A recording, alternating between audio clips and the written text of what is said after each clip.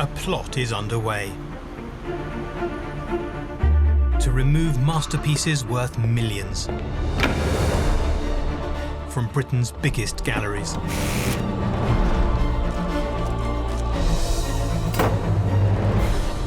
And replace them with freshly painted fakes. In one of the boldest swindles in art history.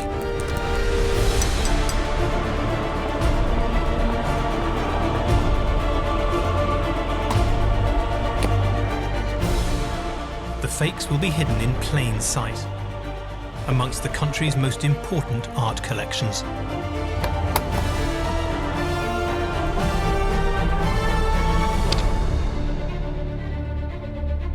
Will anybody spot the fakes?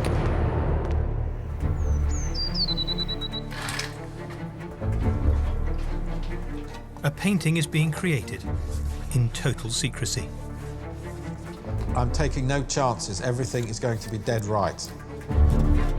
Using traditional oils and techniques. It's not hard work that hurts anybody, it's the thought of it. It's set to hang in one of Britain's most prestigious public galleries.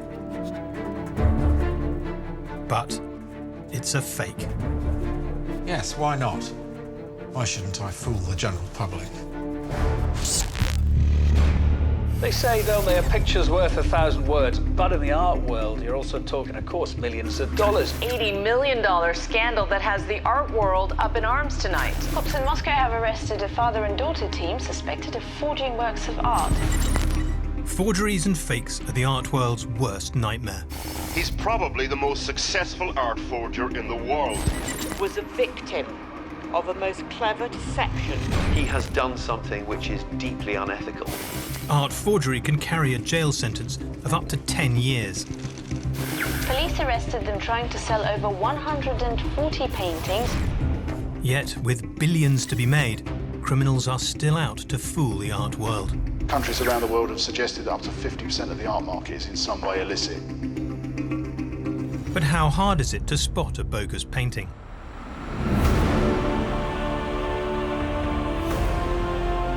For one astonishing month, some of Britain's biggest galleries have planted 7 fakes on their walls, covering key moments in British art.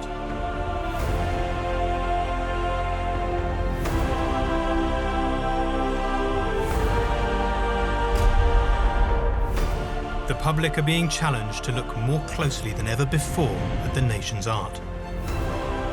I'm going to go full budget Sherlock Holmes. I think it could be that one. I think it's that one. That's what we want. Families to break up over this.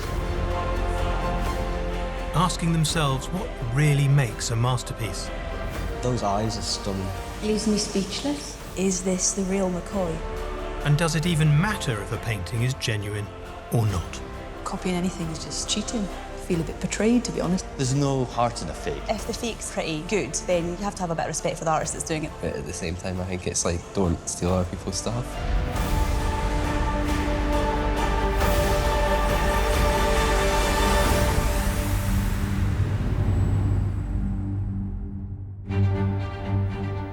Forgeries and fakes are taboo in the art world, but we're turning negatives into positives, hanging fakes in galleries to encourage people to really scrutinise British art and look at it more closely than ever before in their search for the imposters. This week we're in Manchester Art Gallery, which has a world-class collection of Pre-Raphaelite art. The Pre-Raphaelite painters revolutionised Victorian art with their highly detailed, brightly coloured, often religious and sensual work. Today, Pre-Raphaelite paintings are highly collectible and can sell for millions, if they're genuine.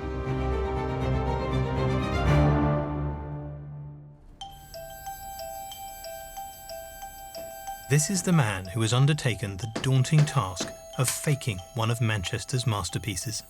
I'm copying one of the Pre-Raphaelite Brotherhood. It was a British movement. It was our movement, and our galleries have got the creme de la creme of Pre-Raphaelite works. I was besotted with them at one stage in my life. I just loved the idea of 6 friends getting together and saying, right, we've had enough of this academic stodge, we're going to enjoy ourselves. And I like the idea of it being from the mid-Victorian era, because basically I'm a closet Victorian. Given half a chance, I'd still use a quill pen. Jonathan Adams has been an artist for over 30 years. He restores old and damaged paintings and also specialises in creating legal copies of art for all sorts of reasons.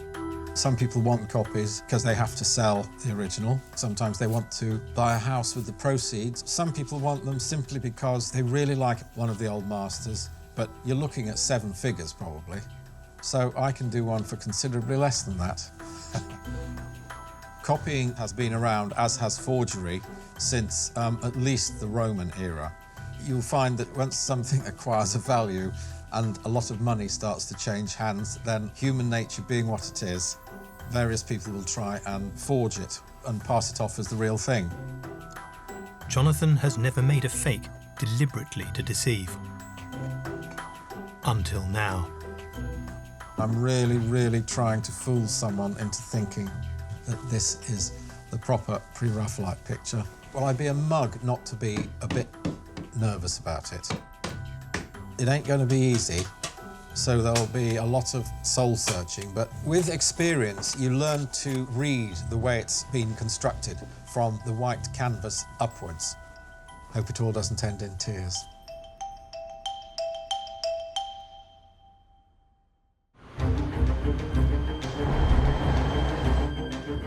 At Manchester Art Gallery, the doors are opening, and visitors are on the hunt for the fake. But how are they planning to find Jonathan's imposter amongst these 10 masterpieces? Could it be one of these symbolic or religious, brightly coloured works by William Holman Hunt? Or John Everett Millais? Or one of these sensuous women depicted by Dante Gabriel Rossetti? Or those who followed the Pre-Raphaelite Brotherhood, Arthur Hughes, Edward Burne-Jones, or James Archer? Tracking down the fake painting won't be as simple as it seems. Worked out some tactics, so we'll see if they work out. Yeah, I think we've just got to go by eye, haven't we, really? An instinct. You know, I'm an artist myself, and I'd like to think that I know, but it's a challenge. But there is one imposter lurking, and even the tiniest detail could give it away. Can you spot it?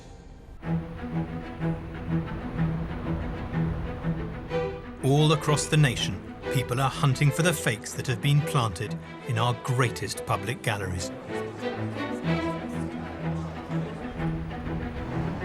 In Manchester, a fake Pre-Raphaelite painting has been hanging for over a week amongst the priceless original works. The key to identifying a phony piece of art is understanding what makes a real one. And someone who does know the difference is art historian Rose Boldest, who will be with me every step of the way. Tell me about the Pre-Raphaelites. The Pre-Raphaelites were an amazing group of young boys who were cocky enough to take on the art establishment in 1848. And their names were William Holman Hunt, John Everett Millais, and Dante Gabriel Rossetti.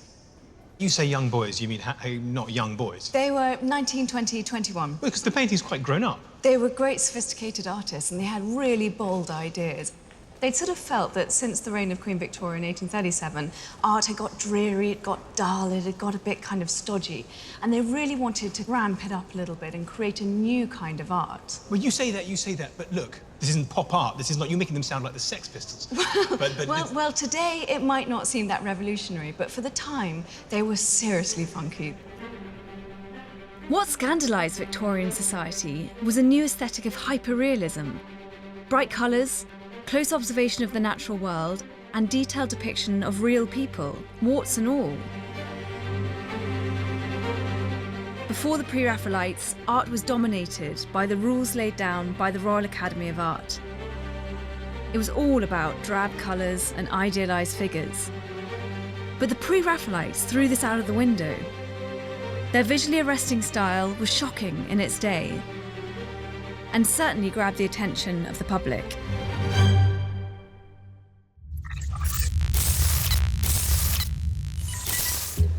Instantly. Just jumps out at you, doesn't it? That's Omen Hunt, Arling Shepherd.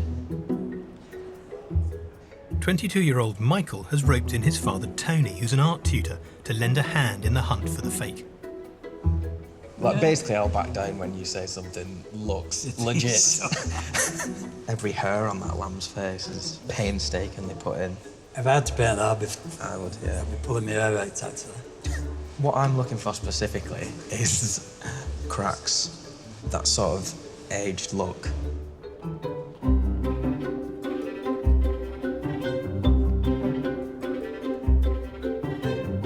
They're powerful women. You wouldn't want to get on the wrong side of her. I don't know how you could copy that. No. But then how do you paint it in the first place? Regular visitors to the gallery Wiley and Estelle are big fans of the Pre-Raphaelites. I don't think we don't bicker. Well, we are husband and wife, so Yes. we're used to each other. Yes, And we used to disagree. You really get a sense of the Pre-Raphaelites' sense of colour and tone. That is a really lovely sort of shade of green. I think that's really beautiful.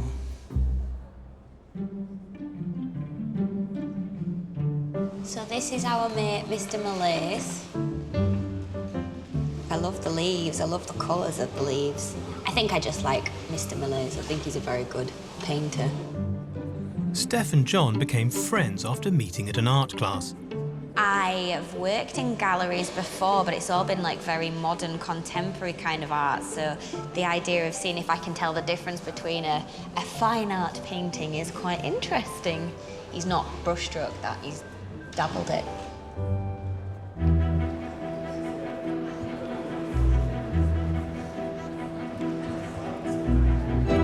So this seems to be a painting of a moment seconds before full sexual intercourse to me. Would I be widely wrong there? He's lunging, isn't he? He's definitely lunging. She's reaching back for a fumble. Do you think she's embracing him, or do you think she's pushing him away? What, you mean, oh, you naughty boy, you stop that, and then she actually really... Well, the accent's brilliant. You need to put on a Surrey accent for Oh, this one. is that where they were? Yeah. Another thing to note about this painting is the unbelievable detail. Now, the Pre-Raphaelites were well known for painting very, very heightened, hyper-realistic images. I mean, every blade of grass we can see the shine on the apple. I was noticing here, those are lamb's teeth marks. Exactly. That brightness, I mean, that freshness. It does look like it was painted yesterday, doesn't it? If it is the fake, does it matter? Does it matter if we were to just leave the fake on the wall and take the real one home? What does the one have over the other? I mean, the original artist was the man with the original idea. He was the one with the inspiration. The other thing is the very kind of history of this particular canvas. You know, who has looked at this canvas over the years? How has the paint aged? How has it cracked? All of this is part of the story of the canvas, and that's what makes it so sort of spine-tingling and exciting, I think. To make a convincing fake, you have to match the process of the original artist, right down to the basics.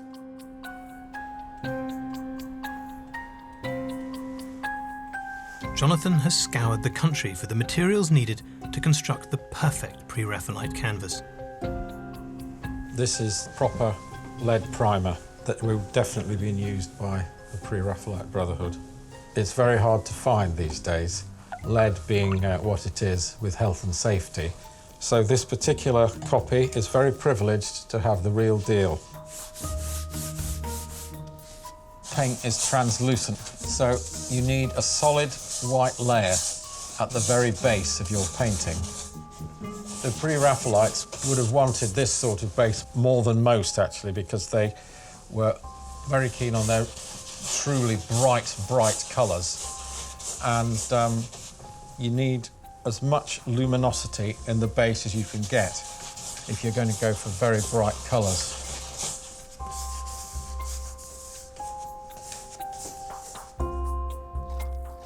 But the fake doesn't have to look like the painting did in the mid-19th century. It needs to look like it does in the 21st century. So Jonathan is adding years of aging in the form of an imprimatura, a wash of ochre paints. I want to give it a certain amount of aging, even on the bits that are behind the frame, because when I had a look at the original, the primer had yellowed quite a bit. I'm using white spirit because at this stage of the game, I need to keep the paint thin. I want it lean, fat over lean, golden rule. I do feel the pressure a little bit because I know that when people are going around trying to spot the copy, I'm hoping that mine won't be spotted.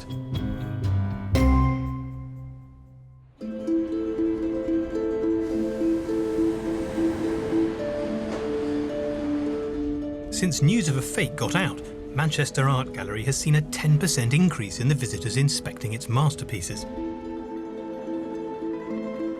But the Pre-Raphaelites' extraordinary detail is really throwing the cat amongst the pigeons in the search for the fake. It's beautiful. Sort of backlit by the moon.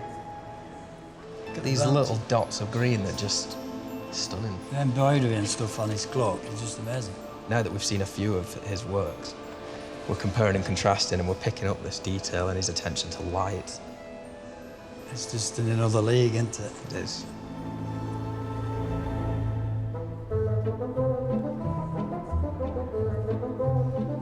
Yes, this is Brown Jones. Yes. Sibylla Delphica. Garment is wonderful, though, isn't it? Look at those folds, fold How do upon you fold. paint that? How do you paint that? I would quite like to have this hanging in my hall, if I had a hall. Well, we do have a hall, but it wouldn't be big enough for us. She's throwing flowers into the mud because she's broken-hearted. That's the story of Ophelia. She just looks to me like she's from modern times. You think? She doesn't look like she was around 150 years ago. She looked like Lady Gaga to you. A little bit, yeah. If Ophelia looks modern, one painting in the collection just looks downright strange. It's called The Scapegoat. It's painted by Holman Hunt in the 1850s, and it was largely painted when he was in Palestine. The goat comes from the concept of the Day of Atonement in Jewish law.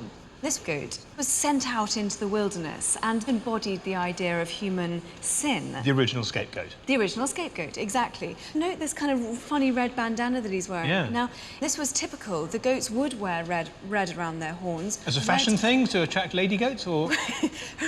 Red was a symbol of sin. The colour here is really, really crazy, isn't it? I mean, look at all of these colours. We've got greens, blues, yellows, oranges, bright oranges, I mean, almost slightly neon oranges.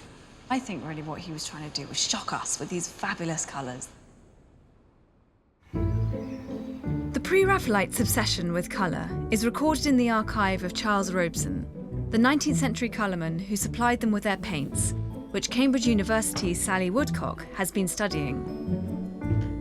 Everything you see in the Robeson archive that the Pre-Raphaelites are buying, everything they're doing, everything they're talking about, is really with one aim, to make these paintings as colourful as they can be.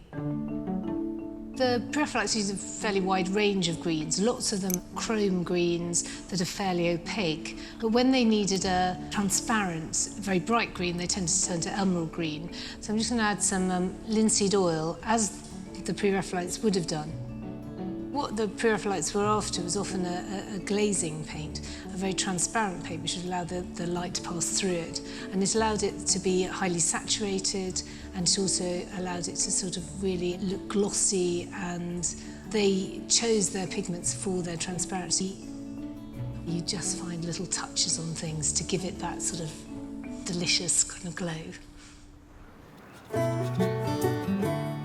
With these bright colours, the Pre-Raphaelites fulfilled one of their key aims, to be as realistic as possible when painting nature.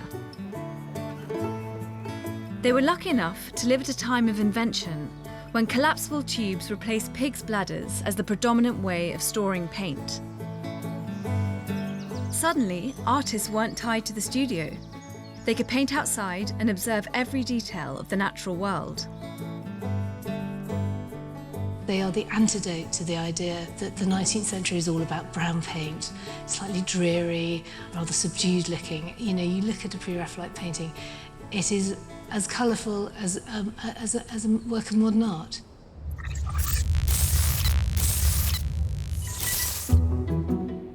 This is the Camelot, isn't it? Or is it Arthur? The death of Arthur, yes. What I love about the Pre-Raphaelites is the colour The women's hair is always so wonderful, isn't it? I don't think this is my thing. No. I wouldn't. But do you think it's the real thing? The people of Manchester are developing a whole range of tactics to find Jonathan's fake. And we've got cracks in this one too. Yeah. Some of these forgeries, they're just incredible, aren't they? Do you think this The is fact a that- forgery? It could be. Whichever one it is, it doesn't look out of place, does it, in the room? No, that's true. So are you positioned in front of the one that you think is the fake then? No, Randomly no, positioned. I don't think this is the fake. Do you I not? think this is quite authentic. Do you? Yeah. What about it says not fake? We think the detail of the brushstrokes and the way the brushstrokes are moving really is a big clue. Look at the cracking. Look at the quality of the paint. This is the thing I now know is called the craquelure. Right. I learnt this from Rose, the crack. But I'm sure she's right. So is there any on this? Yeah. Cracks all over here. No. We were calling it the crack theory. We didn't know the official. The crack theory. A bit more Could mean all sorts of things.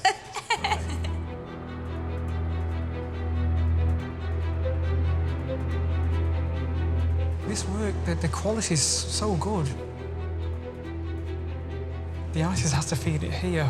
That's how you would know the integrity of a painter, how genuine he is. If I was to copy that, I couldn't possibly work in the same spirit as him and the same motivation as him, because it's not coming from my heart. I'm copying an already well-known piece of work, and I don't think that could be a fake, not from first glance, you know.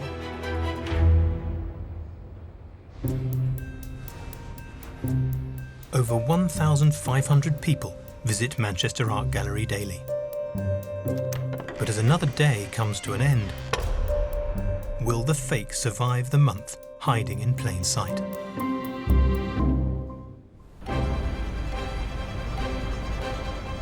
For over a month, 7 fake paintings have been concealed all over the country in our greatest public galleries. And there's one hiding amongst the Pre-Raphaelites here in Manchester. But even though their attention to detail and fine drawing makes them difficult to forge, this Pre-Raphaelite fake is proving hard to spot.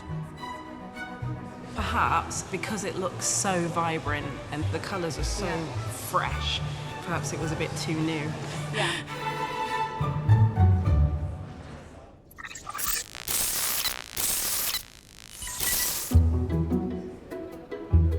Here to spot the fake is Elise, who's brought Lewis on a first date. He looks quite happy, really, doesn't he? I think he's looking like he's having a whirl of a time. It's supposed to be a depiction of his crucifixion. I don't think he is having a whale of a time. It is unlikely that we're going to be able to find the wrong. You never know. You never know. He looks like he's having a great time. Do you enjoy it, Chris? He's buff, though, isn't he? Jesus. He's got it like going a on. six-pack and everything. It's Jesus. And he's sort of, oh, I'm tired. Also, and what's reflected on the wall is what is to come. What is to come. What is to come. Old school friends Kay, Pat, Angela and Leslie are working as a team to try and unmask the imposter. Leslie, we're hoping has lots of knowledge because she does history of art education. There will be just a little bit of pressure on me. So it's like a premonition. It's a premonition of the cross. That's Mary, and she's like, oh my God. It's very thinking about emotional. It actually gives you goosebumps. It just gives you goosebumps. If you look at it and think about it, how we would feel and what she's seeing, it's actually very, very... Really, yes. I'd be very surprised if that was a fake. Look at the detail. It makes you realise how clever they were. Look at all the joinery. So it says here, hunt, paint much of it during the night, outdoors in the moonlight. And this has a nice kind of dusk feeling to it. Julian is an artist who has his own view on forgery. I wouldn't be remotely bothered if someone copied my work. I think I'd be flattered. I think that people get very hung up on originality and something you create. But I think once you're an artist and you create something and you put it out in the world, it's kind of there and it belongs to everyone else. Now, this feels, to me, like it has depth. It feels like it has contrast and the light is particularly brilliant. It just has a bit of that kind of atmosphere that you can't get if you recreate it. So I would say that is an authentic one, definitely. Our faker isn't the only one putting his reputation on the line. The art pupils and teachers from Trafford College are taking each other on in the hunt for the fake. I'll admit I don't know that much about specific time periods or art movements, which probably isn't great. I think I'll spot it pretty easily, to be fair. And I'm convinced them it's the right one. There's a massive amount of detail in this one. You ask somebody to copy that, they'd probably tell you to get lost, really. I think it looks quite flat. There's no texture there at all. It's just the artistic technique is not great. So what do we think about this, then? Original. Original. Yeah. To make his fake look like the original, Jonathan Adams painstakingly replicated the colours that had made the Pre-Raphaelites' work so special. The chemical industry since World War II has produced all kinds of wondrous pigments, but they're not necessarily the ones that would suit me. I'll stick to the more traditional ones. You've got to get those colours absolutely spot on. I would say some of the greens might be tricky. It's all part of his master plan to create a perfect fake of his chosen Pre-Raphaelite. We're going to do Ailia by Arthur Hughes. And it's an iconic image. I remember seeing it when I was a small child, and I'm very keen to have a go at it now. Depicting the tragic moment before Aphelia's suicide, Hughes' work is one of the most striking images in Pre-Raphaelite art, which Jonathan is copying from a photograph of the original. This endless undergrowth of reeds and grass and greenery. It's almost as if he's painted in every last frond, every last reed. Precision is the name of the game. It's quite hard to see with the naked eye. I'm going to use magnifying glasses. I know they look like welder's goggles, but they're actually brilliant magnifiers. The more I look at this through the goggles, the more I realise how much detail I've actually missed. It's going to be down to some very fine little pointy brushes to get it right. With their quest to get precision in nature, they'd have to use small brushes to finish off. It's starting to make sense. I do feel the pressure a little bit. I'm hoping that mine won't be spotted. If it is, I suppose it's all in the name of the game. I sincerely hope nobody's coming along to inspect my version with a microscope or a magnifying glass.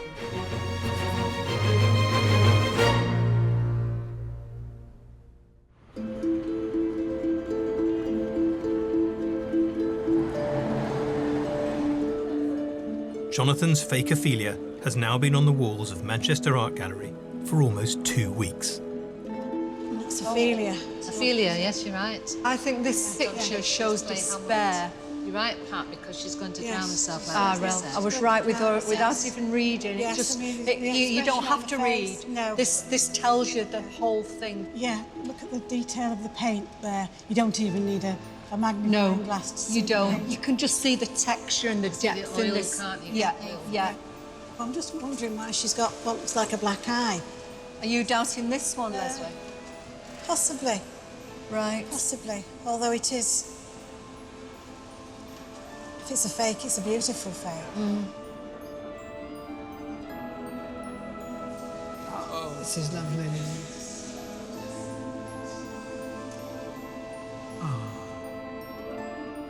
Poor Ophelia. Poor soul. The painting does reflect the play so well. And she looks so young.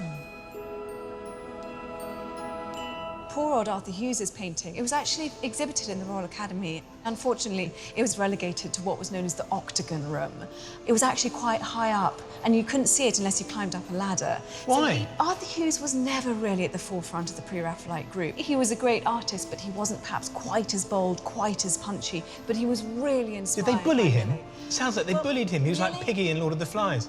They just sort of stick him up at the top and forget about him and he wants to be their mate. That's terrible. No, He's my favourite Pre-Raphaelite.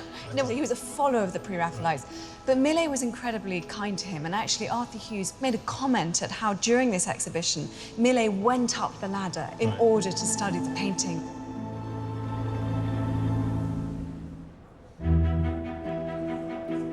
Pre-Raphaelite women have been dividing opinion for over 160 years. I like the romantic feel of it. I think she's quite ugly and hard looking. And lips are beautiful. They created a new kind of image for women. They were slightly fed up with that rather demure Victorian female face, you know, the sort of good housewife and the delicate features. What they really wanted was a much more kind of powerful woman. And you see these rather extraordinary faces with huge eyes, big sensuous lips, and this wonderful, abundant hair. So what about this baby, then? It is depicting a Middle Eastern goddess who sort of prefigured Venus in a way, but she was a little bit more vampish. This model was actually Jane Burden, or Jane Morris, the wife of William Morris, who Rossetti became really obsessed with. It was by Rossetti of another man's wife? Of another man's wife, who he was sleeping with as well. And did the other fellow know? I imagine so. I imagine so. But William Morris was having a go at Burne-Jones's wife as well, so they were all kind of at it with each other. I think the power of it, of her coming out of the canvas, I think it's quite something, this painting. She's a bit provocative, isn't she? Yeah, she is. It's completely different. Yeah, I mean, she looks a bit trans, really, doesn't she? She does look trans. She's got a bit of a masculine side. Maybe it's like some female dominance. Let's not go back there.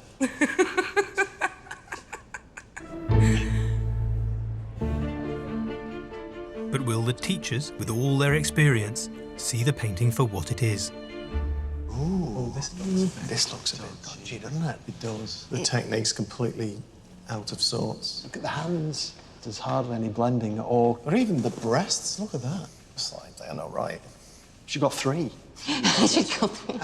I could have done that in about half an hour. 20 minutes. Give me a piece of paper. Now, it's a disgrace. Get it down. Take it off the wall.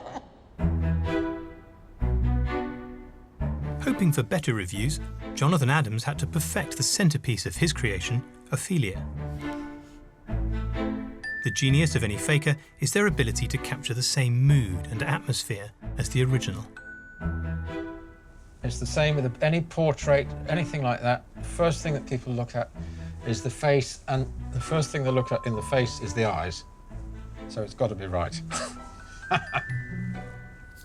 Putting himself in the mind of Arthur Hughes, Jonathan is determined to replicate even the artist's mistakes. In this painting, there are these discrepancies, and that's called pentimenti. It's where the artist changed his mind and altered lines or altered a detail and covered over it. But over a period of 170 years, the paint over the top's gone slightly transparent, and the mistake or the change of idea underneath starts to show through. He's coming along all right. It's got the ooh. Varnish. It's not only to protect the paint surface, but it also saturates all the colours, makes them much more vivid, and it unifies the whole painting. Taken on this, it's made me appreciate the extraordinary length Hughes went to get his detail dead right. I'd like to think people are going to walk past it and look for something else in the gallery that they think I might have had a crack at. And it seems that Jonathan's Ailia is throwing the Manchester public off the scent. This is the one. That's the one. This is it.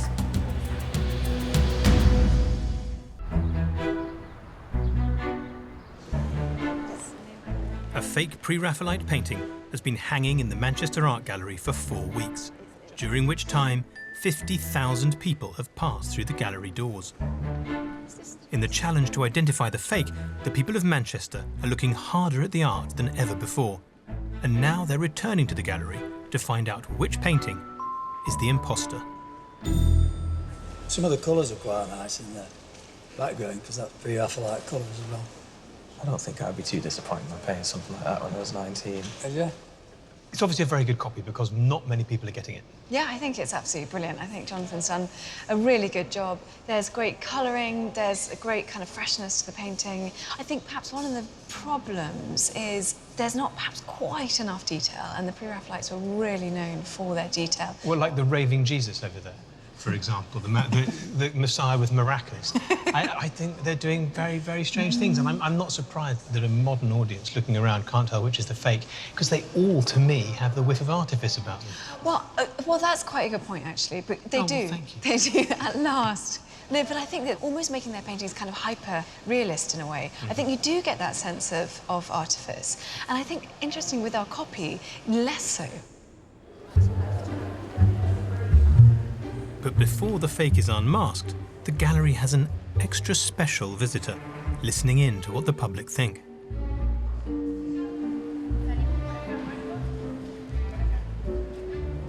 Who'd have thought, when I started copying Pre-Raphaelites, that I would actually get my picture in the original frame? That's done by Arthur Hughes. So how do you think you've done? Did you feel like you're going to fool a lot of people? I tell you what, I think I've done reasonably well at it. So do you think a career in forgery lies ahead? We don't use the word forgery. Do we not? We don't use the F word, no. We use copying's the way to go. Oh, we use the C word, I see. Yes. But, yeah, copying is a perfectly legitimate activity, has been since the Middle Ages, when they'd send art students into a major gallery to go and copy the old masters. But before Jonathan's painting is unveiled to the public, the gallery visitors reveal which painting they think is the fake.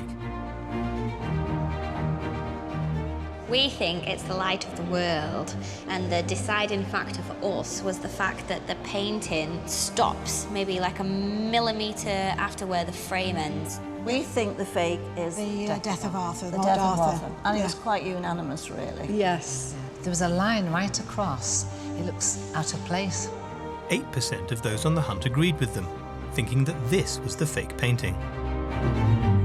Well, I think that the fake's probably the Jolie Kerr one, just because of the irregularities with that one and the other Rossetti painting, the larger one. I think Autumn Leaves, it looks really, really battered. The Rossetti just looks to me like it's brushed off in no time. I'm totally convinced it's that one. Totally convinced it was Hunt's the scapegoat were 18% of people. I would go for the scapegoat. I'm open to persuasion if you have some other ideas. No, I'm torn between that and the Ophelia. Oh, right, yes. I think both of those look easier to copy. I think the fake is a scapegoat. For me, I can't stop thinking about Ailia. It was just so flat.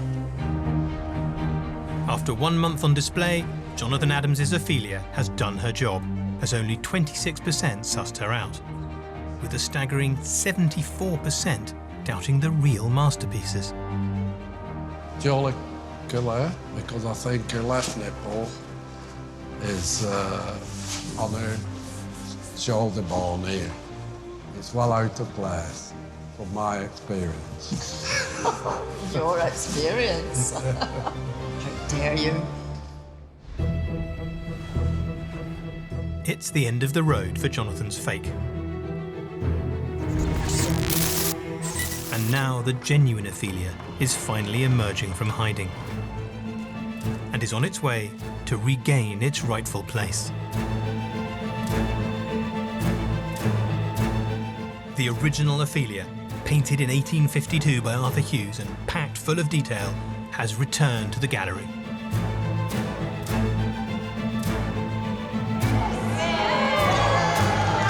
Doesn't she look even sadder in the original?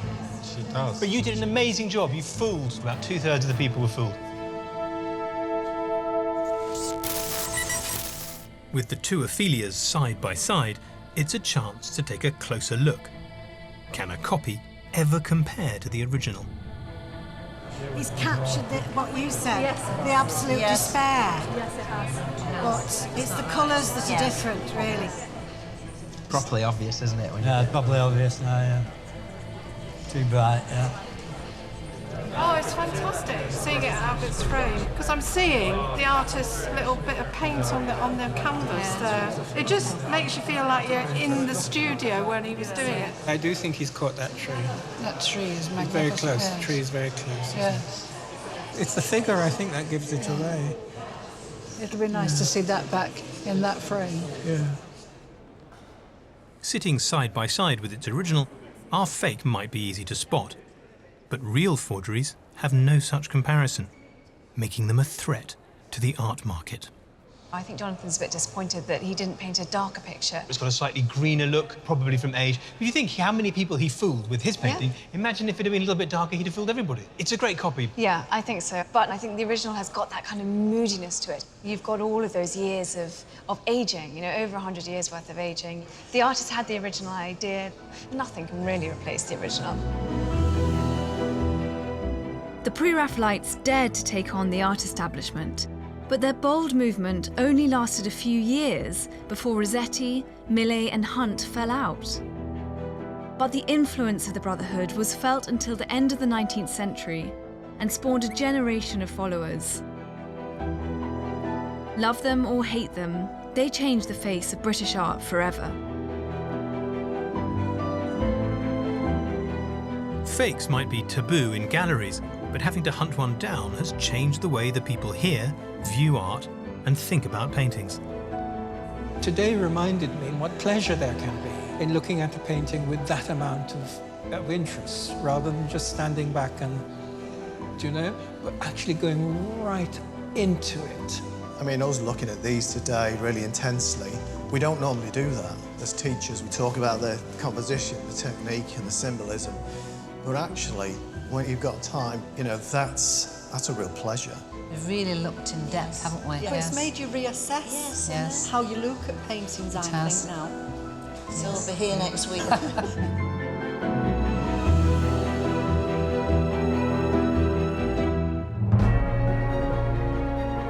The real Ophelia is back where she belongs. As for our phony Ophelia, it's too dangerous for her to be left hanging around unbranded. If Jonathan's fake were mistaken for the real thing, she could catch out dealers, dupe auction houses, and wreak havoc on the art market. A genuine Arthur Hughes would be worth well over £1 million. For this reason, she will be locked up, out of harm's way. Next time, there's a pretender to the throne, as the fake is hiding amongst the Stuart royal family in Edinburgh. This one's James VI as a child. He looks druggy. Taking on some of the oldest portraits in the country. It's like a 16th century version of a beauty contest. I wouldn't like to meet this lady in the dark night, that's for sure. Our faker will have his work cut out for him. It's a complete nightmare. I can't possibly imagine why I do this for a living.